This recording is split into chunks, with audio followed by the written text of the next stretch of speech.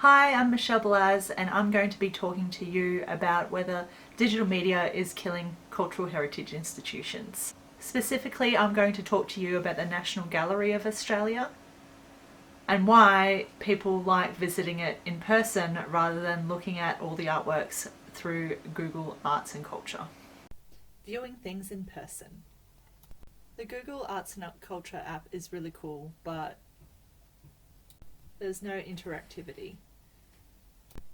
It's super cool that you can bring up major artworks and famous portraits and even, explore Egyptian tombs online. But there's nothing like actually visiting a place in real life to get the full experience. Of course, the National Gallery of Australia doesn't have Egyptian tombs, but it does have Blue Poles by Jackson Pollock. And standing in front of that thing's huge. You can't get the full monstrosity of it looking at your phone or even on your TV or on your computer. There's no beating being in there, looking at it, and just being overwhelmed by its sheer grandeur. Viewing artwork on an app just doesn't have the same experience. It's too clinical, it's too tiny, and it can't beat seeing it in real life.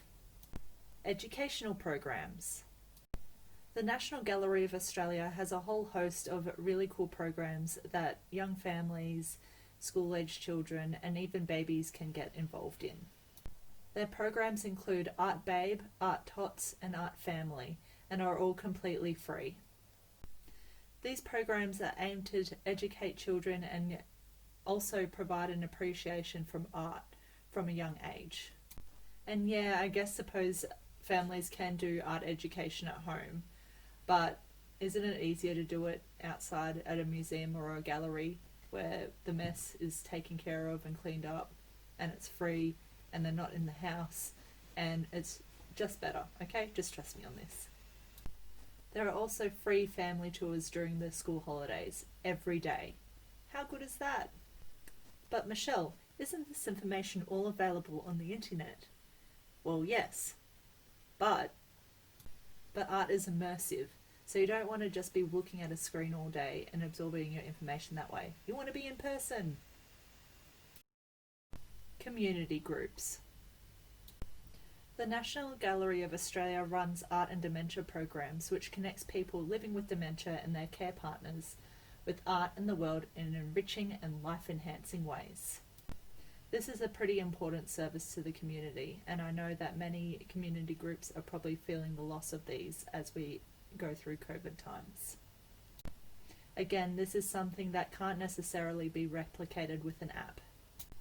You can book in all the Skype calls you want, but without actually being there and talking through with the carers and meeting other people living with dementia, I just don't think it's going to have the same impact.